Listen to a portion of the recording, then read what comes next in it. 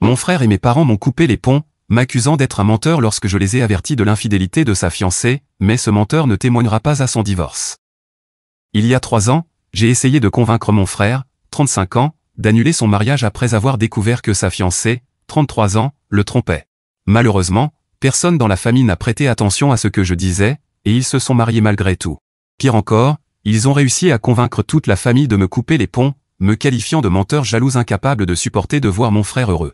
Depuis, je n'ai eu aucun contact avec ma famille, et ils n'ont fait aucun effort pour me joindre, jusqu'à récemment. Il y a quelques jours, ils se sont présentés, car, évidemment, mon frère est en instance de divorce et ils avaient besoin de moi pour qu'il n'ait pas à payer de pension alimentaire. Cependant, j'ai catégoriquement refusé de les aider, et maintenant ils me traitent d'insensible et d'égoïste. D'un côté, je ressens une certaine satisfaction à pouvoir les rejeter, et j'ai l'impression que c'est la conclusion dont j'avais besoin. Mais d'un autre côté, beaucoup de mes amis m'ont dit que je le regretterais plus tard, car ce serait peut-être ma seule chance de me réconcilier avec ma famille, et si je la laisse passer maintenant, je n'en aurai peut-être pas d'autre. Je suis donc assez partagé sur la décision à prendre. Serais-je le méchant si je ne témoignais pas en faveur de mon frère devant le tribunal de la famille? Et maintenant, pour ceux qui veulent plus de détails, voici toute l'histoire. Mon frère, appelons-le Mickey, et sa fiancée, aujourd'hui sa femme, appelons-la Nina, étaient ensemble depuis 2 ans lorsqu'ils se sont fiancés. Je n'ai jamais été particulièrement proche de Mickey, à vrai dire pas vraiment du tout, car nous avons toujours eu une rivalité fraternelle intense en grandissant, ce qui a nui à notre relation de frères.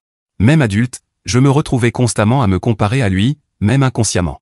Le plus triste, c'est que mes parents n'ont jamais vraiment découragé cette rivalité, donc ils savaient très bien que je n'aimais pas beaucoup mon frère et que je lui en voulais pour le fait qu'il le traitait mieux que moi, simplement parce qu'il réussissait mieux. Pour être honnête, à l'époque j'étais un peu naïf, et je croyais qu'au moins, la famille ne devait pas te juger en fonction de ta réussite dans la vie, qu'elle devait faire preuve d'impartialité, surtout entre frères et sœurs. Mais bien sûr, maintenant je sais que c'est complètement faux, les gens te jugent selon ton succès, quoi qu'il arrive, et cela inclut la famille. Bref, à cette époque je ne savais pas tout cela ni comment gérer ces situations, je disais simplement ce qui me passait par la tête. Et c'est ainsi que mes parents ont fini par comprendre que j'avais toujours ressenti de la rancune envers mon frère parce que, aussi douloureux que cela soit à admettre, il avait été meilleur que moi dans certains domaines.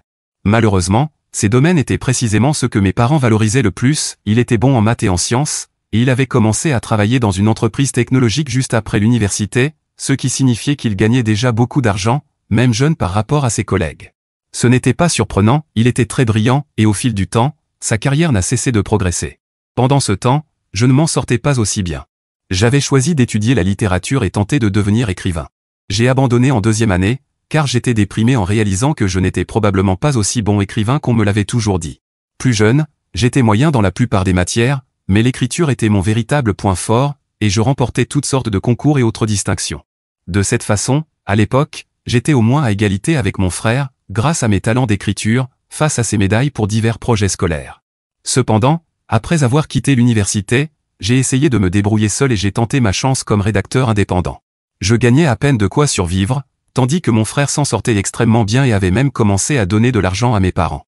Naturellement, les comparaisons étaient inévitables, et à chaque réunion de famille, mes parents me rappelaient que je devais prendre ma vie plus au sérieux et exercer un métier plus respectable.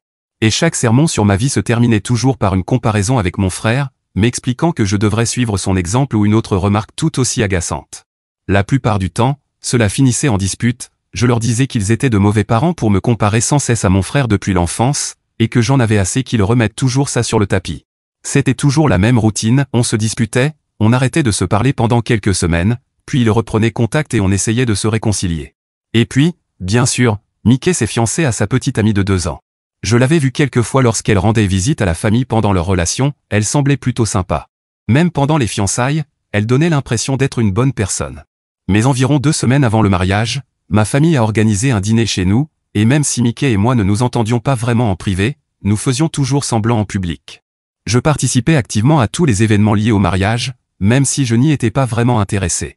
À un moment, j'ai décidé de sortir fumer une cigarette, et je le regrette encore aujourd'hui, car c'est là que j'ai vu Nina embrasser l'un de mes cousins plus jeunes, Jacob, qui a aujourd'hui 27 ans. Mes parents ne savaient pas à l'époque que je fumais, donc j'étais sorti un peu à l'écart de la maison. Quand j'ai vu la voiture de Jacob, j'ai été un peu surpris car il avait dit qu'il rentrait chez lui.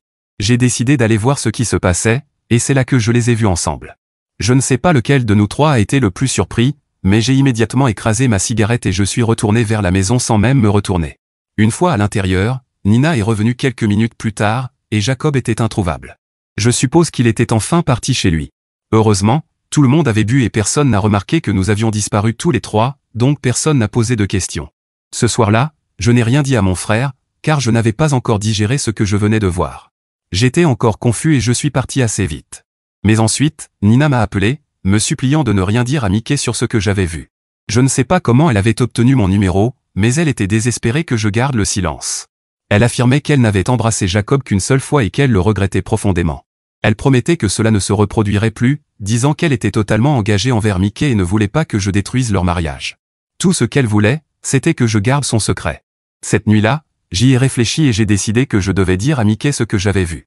Même si nous n'étions pas très proches, je lui devais bien ça en tant que frère, c'était le minimum. De plus, je n'allais pas laisser une infidèle s'en tirer. Alors je lui ai proposé de déjeuner ensemble le lendemain et je lui ai tout raconté. Il avait l'air surpris et blessé, mais il n'a pas réagi tout de suite, il s'est contenté de me dire qu'il était reconnaissant que je lui ai dit la vérité, puis il est rentré chez lui. Après cela, je ne savais pas à quoi m'attendre, mais j'ai été vraiment surpris que personne ne me contacte pendant quelques jours. J'ai été encore plus déconcerté en réalisant qu'environ une semaine avant le mariage, toute ma famille m'avait bloqué sur toutes les plateformes. Ne comprenant pas ce qui se passait, j'ai essayé de rendre visite à mes parents, mais ils ont refusé d'ouvrir la porte. N'ayant pas d'autre choix, je suis allé voir Mickey, en soupçonnant qu'il y était pour quelque chose. Il a ouvert la porte uniquement pour m'insulter. Dès qu'il m'a vu, il a commencé à me faire des gestes grossiers et m'a ordonné de partir. J'étais sidéré par son comportement, car la dernière fois que nous nous étions parlé, il m'avait remercié de lui avoir dit la vérité. Mais là, il m'accusait d'essayer de ruiner sa relation avec Nina par amertume. Il disait que j'avais inventé l'histoire avec elle et Jacob juste pour créer du drame. Ça m'a fait extrêmement mal de l'entendre dire ça, mais j'ai compris que Nina l'avait probablement convaincu que je mentais, donc je n'ai pas insisté. Je savais qu'il n'y avait aucun moyen de le raisonner, alors je me suis retourné et je suis parti. Plus tard dans la journée, j'ai reçu un message de mes parents, qui m'avaient débloqué uniquement pour me dire qu'ils ne voulaient plus aucun contact avec moi. Ils m'accusaient d'être un menteur jaloux et amer qui essayait de détruire la vie et le mariage de mon frère par ressentiment. Ils disaient qu'ils avaient toujours su que j'enviais la réussite de Mickey et que j'avais inventé d'horribles mensonges sur sa fiancée juste pour les séparer. Ils ont qualifié mes actes de répugnants et m'ont dit qu'ils ne voulaient plus jamais rien avoir à faire avec moi. C'était évident que Nina les avait manipulés, et ils la croyaient plus que leur propre fils. Je n'avais plus rien à dire après ça. Pendant les 5 années qui ont suivi, je n'ai eu aucun contact avec mes parents, mon frère ou le reste de ma famille. Pour eux, je resterai toujours celui qui avait tenté de détruire le mariage de mon frère à cause de mes insécurités. Je ne pouvais rien faire pour changer cette perception, alors j'ai simplement laissé tomber. Les premières années ont été difficiles. Au début, j'ai sombré dans la dépression, très affecté par tout ce qui s'était passé avec ma famille. Mais avec le temps, j'ai remonté la pente. Aujourd'hui, je m'en sors même plutôt bien. Mon travail de rédacteur publicitaire est mieux payé maintenant que j'ai plusieurs années d'expérience et que je suis plus établi dans le milieu. Je suis satisfait de ce que j'ai et ma famille ne me manque pas beaucoup, car j'ai fini par comprendre à quel point elle était toxique. Récemment, quand ils se sont présentés chez moi pour me demander de témoigner en faveur de mon frère devant le tribunal de la famille, j'ai catégoriquement refusé. Je ne ressens pas que je leur dois quoi que ce soit après tout ce qu'ils ont dit et la façon dont ils m'ont toujours traité. Comme je l'ai mentionné au début, mes amis pensent que je vais regretter cette décision et que je devrais au moins parler à mes parents et à mon frère, peut-être clarifier les choses au lieu de me fermer complètement. Ils pensent que je devrais donner une chance à la réconciliation, mais je ne suis pas sûr que ce soit ce que je veux.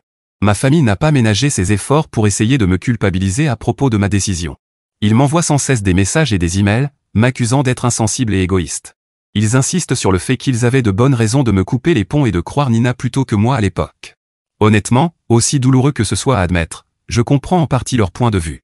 Comme je l'ai déjà dit, je me disputais souvent avec mes parents à chaque fois qu'ils me comparaient à mon frère. Naturellement, mes parents ont cru que j'en voulais vraiment à Mickey, donc quand Nina leur a dit que j'avais inventé de terribles histoires pour ruiner sa vie, ils ont eu tendance à la croire. J'ai déjà mentionné que je criais souvent sur mes parents chaque fois qu'ils me comparaient à mon frère. Je ne dis pas qu'ils avaient raison, mais les choses que je disais sur eux et sur Mickey étaient souvent dures aussi. Donc, en partie, je ne blâme pas complètement mes parents d'avoir cru Nina à ce moment-là. De plus, je n'ai pas vraiment cherché à me défendre, j'ai juste laissé les choses suivre leur cours. Naturellement, ils n'ont pas essayé de me recontacter au cours des 5 années suivantes, puisqu'ils croyaient toujours que j'avais menti, jusqu'à ce qu'ils découvrent les infidélités de Nina. C'est aussi pour cela que je me sens coupable aujourd'hui. Je pense vraiment que nous aurions pu arranger les choses en famille si nous avions tous fait un effort. Mais aucun de nous ne l'a fait, et ça m'inclut. C'est pourquoi je me sens partagé sur ma décision. Ce que mes amis m'ont dit me trotte sans cesse dans la tête, que ce pourrait être ma seule chance de réparer ma relation avec ma famille. Je sais que beaucoup disent qu'on peut avancer sans sa famille, surtout quand elle est aussi toxique que la mienne, mais je n'arrive pas à me défaire de l'impression que je suis peut-être en train de faire une énorme erreur. Alors j'ai vraiment besoin de savoir, serais-je le méchant si je refusais d'aider mon frère en témoignant pour lui au tribunal? Mise à jour 1. J'ai beaucoup réfléchi à la situation et j'ai décidé que je ne témoignerai pas pour Mickey. Je n'ai pas besoin de le faire. Je n'ai même pas besoin de réparer ma relation avec ma famille, car, ces 5 dernières années, j'ai très bien vécu sans eux, et je suis sûr qu'ils peuvent en dire autant de leur côté. Ils ne m'auraient pas contacté s'il n'y avait pas eu l'histoire du divorce et de la pension alimentaire. En fait, je ne pense pas qu'ils veuillent réparer la relation, ils ont simplement besoin de moi et me rejetteront probablement à nouveau comme ils l'ont fait il y a 5 ans. Mickey et Nina sont en plein divorce depuis quelques mois, donc ce n'est pas comme s'ils ne savaient pas que je disais la vérité sur Nina à l'époque. Ils le savaient, ils ne pensaient juste pas que c'était assez important pour me recontacter avant d'avoir besoin de mon aide. Mickey a surpris Nina en train d'envoyer des messages à Jacob il y a quelques mois, et c'est ainsi qu'il a découvert l'affaire. Nina affirme que la liaison ne dure que depuis 1 an, disant qu'elle se sentait délaissée par Mickey à cause de son travail. Naturellement, Mickey refuse de payer une pension alimentaire après le divorce, mais Nina insiste sur le fait qu'il doit le faire, car il a gagné plus qu'elle pendant le mariage. C'est là que j'interviens, Mickey et mes parents veulent que je témoigne que la liaison de Nina avec Jacob dure depuis bien plus d'1 an, même avant leur mariage, afin que Mickey puisse éviter de payer une pension alimentaire, puisque nous sommes dans un état où la faute compte. Apparemment, ils n'ont aucune preuve ni aucun témoin, seulement ce que Mickey a découvert à l'époque sur le téléphone de sa femme, ce qu'il lui a reproché immédiatement. Il n'a donc pas eu le temps de faire des captures d'écran ou autre, car il a commencé à se disputer avec Nina et elle a saisi le téléphone pour tout supprimer. C'est un vrai chaos et, honnêtement, une situation compliquée. Mais l'essentiel, c'est que Mickey et mes parents savent depuis des mois que Nina avait une liaison avec Jacob, donc ils savaient que je disais la vérité et n'ont toujours pas pris la peine de me contacter. C'est ce que j'ai compris en réfléchissant à tout ça. J'ai finalement décidé que je ne leur devais rien. J'en ai fini avec eux et je resterai à l'écart, comme je l'ai fait ces 5 dernières années. Je n'ai répondu à aucun de leurs messages ou emails désespérés, et je n'en ressens pas le besoin. En revanche, j'en ai parlé à mes amis, puisqu'ils étaient ceux qui m'encourageaient à parler à ma famille et à clarifier les choses. Ils veillaient sur moi et ne voulaient pas que j'aie de regrets, alors j'ai senti que je devais leur dire ma décision. Je pouvais voir qu'ils n'étaient pas complètement d'accord, mais j'ai quand même expliqué mon raisonnement. Je ne leur devais pas vraiment d'explication, mais je leur en ai donné une quand même, car depuis ma rupture avec ma famille, il y a 5 ans, mes amis ont été les seuls à mes côtés, et je leur en suis très reconnaissant. Je leur ai raconté comment ma famille m'avait traité par le passé et à quel point elle était toxique. Mes amis avaient déjà une idée générale, mais cette fois je suis entré dans les détails. Je n'en avais jamais beaucoup parlé auparavant, car c'était trop personnel et je détestais revivre ces moments, mais j'ai senti qu'ils avaient besoin de comprendre à quel point la douleur allait loin. Je leur ai parlé des insultes et des accusations lorsque j'avais dit la vérité à ma famille à propos de Nina. Enfin, je leur ai expliqué que la seule raison pour laquelle ma famille me contactait maintenant était parce qu'elle avait besoin de mon aide, pas parce qu'elle me valorisait réellement en tant que personne. Ils savaient depuis des mois que je disais la vérité et ne s'étaient toujours pas excusés pour leur comportement. Même aujourd'hui, ils ne se sont pas vraiment excusés, au lieu de ça, ils se sont juste mis sur la défensive. Ils m'ont presque eu pendant un moment, et j'ai failli envisager leur point de vue. Mais au bout du compte, ils auraient dû croire leur propre fils plutôt que Nina, et ils ne l'ont pas fait. Il est donc temps pour eux d'assumer les conséquences de leurs décisions. Je ne peux pas les aider. J'ai essayé de prévenir Mickey et mes parents à l'époque, mais ils s'en fichaient, et à la place, ils m'ont insulté et coupé de leur vie. Ce serait une erreur de retourner vers ces gens, et je ne veux plus jamais me blesser de cette manière. C'est pourquoi je choisis de rester loin. Après m'être confié à mes amis, ils m'ont assuré qu'ils me soutiendraient quoi que je décide. Maintenant qu'ils connaissent toute la situation et comprennent exactement ce que je ressens, ils sont d'accord pour dire que j'ai pris la bonne décision pour moi. Tout va bien entre nous, et j'en suis vraiment content. Mise à jour 2. Cela fait 2 semaines que ma famille est venue chez moi pour me demander de les aider. Ensuite, comme je ne répondais à aucun des messages ou emails qu'ils envoyaient, ils ont décidé de venir en personne pour la première fois depuis 5 ans. C'était le week-end, donc j'étais à la maison, et vers midi, la sonnette s'est mise à retentir sans arrêt. Évidemment, en regardant, c'était ma famille, et j'ai décidé de faire semblant de ne pas être là, alors j'ai laissé la sonnette sonner pendant quelques minutes. Mais au lieu de partir, mon père s'est mis à crier qu'il savait que j'étais là et qu'ils avaient besoin de me parler. Je ne sais pas comment il le savait, mais quoi qu'il en soit, je n'ai pas répondu. Pendant quelques minutes, mon père a continué à crier depuis l'extérieur, me disant d'ouvrir, mais je n'ai pas bougé. Finalement, lui et Mickey ont commencé à pousser la porte de toute leur force, et j'ai eu peur qu'elle se casse, alors j'ai dû me lever et l'ouvrir. À ce moment-là, j'étais déjà assez agacé, car j'avais clairement fait comprendre que je voulais qu'ils me laissent tranquille, et je n'avais vraiment pas envie d'appeler la police, surtout que je vis dans un bon quartier et que je ne voulais pas gérer cette galère.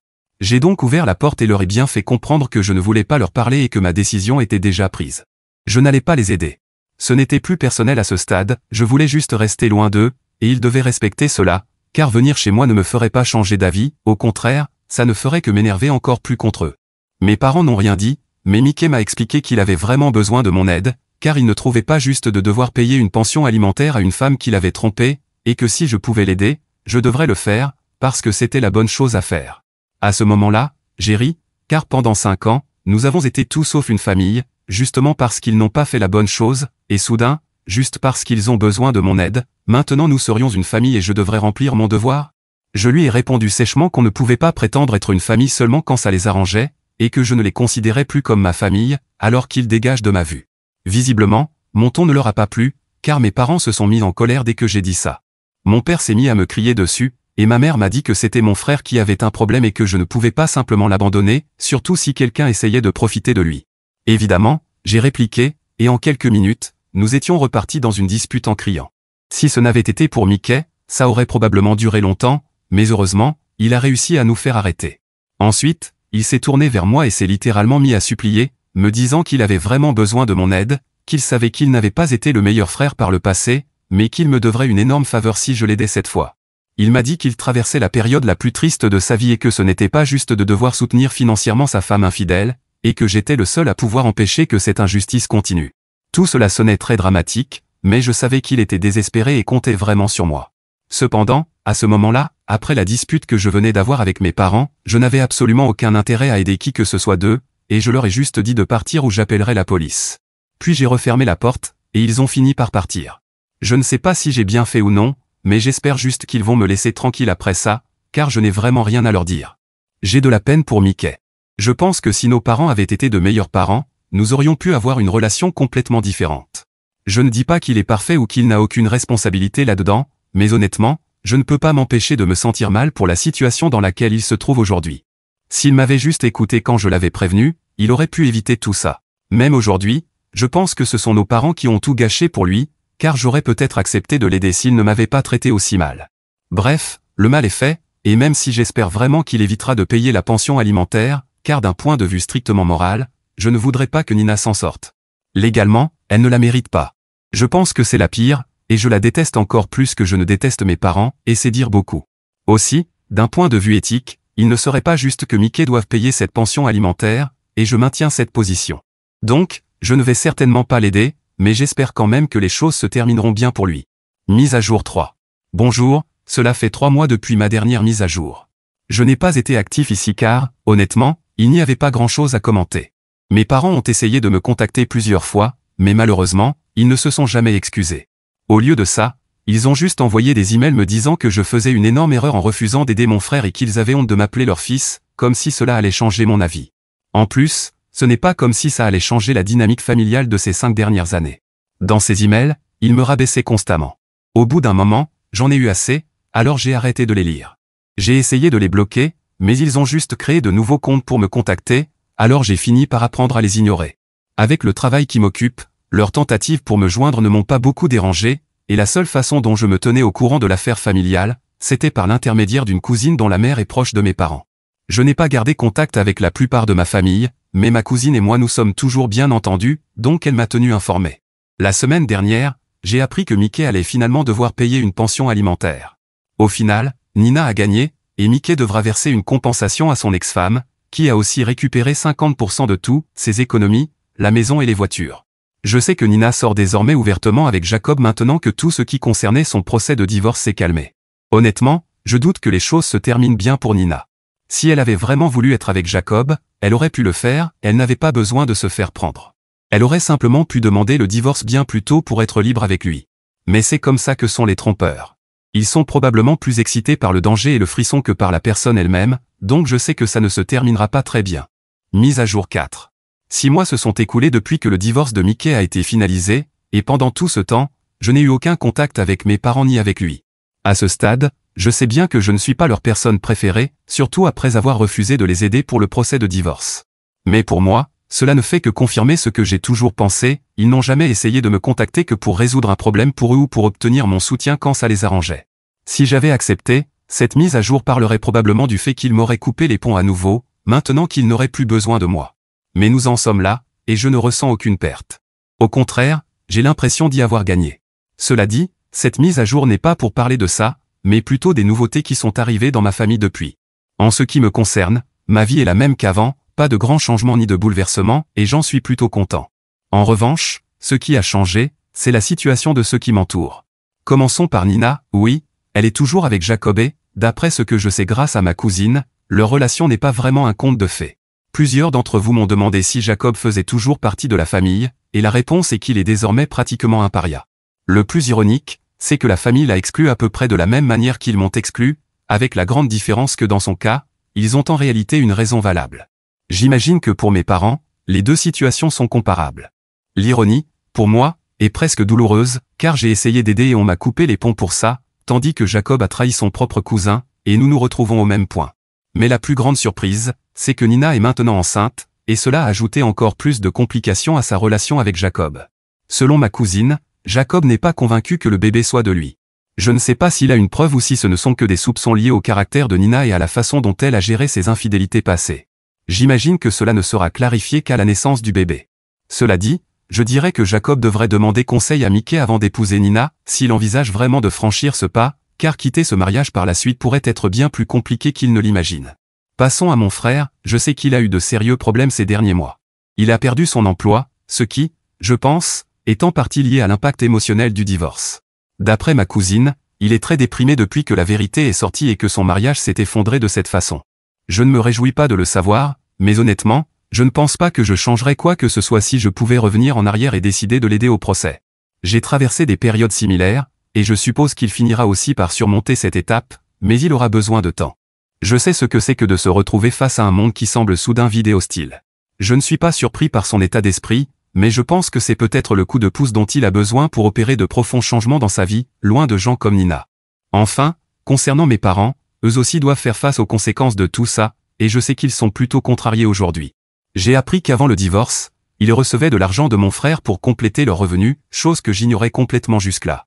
Je pense que c'est une autre raison pour laquelle ils auraient dû m'écouter quand je les ai mis en garde à propos de Nina. J'imagine qu'au lieu de regarder en arrière et de reconnaître leur erreur, ils préféreront s'en prendre à moi et me tenir pour responsable de tout ça. Après tout, j'ai toujours été leur défouloir. Cela dit, même si j'avais aidé mon frère au procès, je doute que cela aurait changé le cours de sa vie ou son état émotionnel. Mickey serait probablement toujours déprimé, et mes parents auraient toujours besoin d'un revenu supplémentaire, mais parfois, il est plus facile de blâmer quelqu'un que d'assumer la responsabilité de ses propres décisions. Nous en sommes donc là, chacun face aux conséquences de ses choix. Quant à moi, je n'ai aucun regret sur la façon dont j'ai géré les choses, et je maintiens que c'était la meilleure décision pour moi.